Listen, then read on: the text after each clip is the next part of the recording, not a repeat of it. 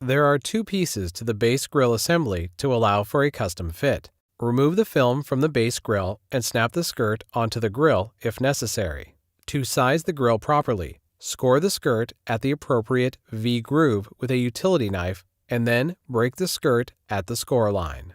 Attach the base grill assembly to the refrigerator right side first using the two black screws provided.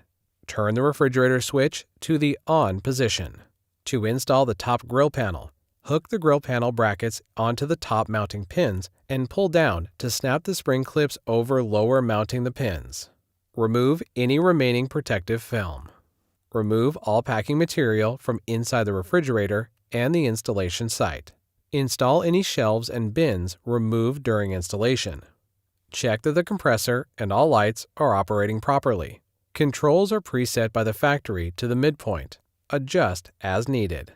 Turn on the ice maker and the water system will flush through normal operation. Remind the customer to discard the first 2 to 3 batches of ice.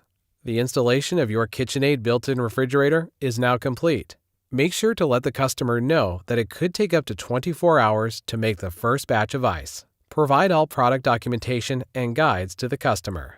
Should you have any questions about the installation process for KitchenAid built-in refrigerators, please contact us at 1-800-422-1230 or visit our website at www.kitchenaid.com.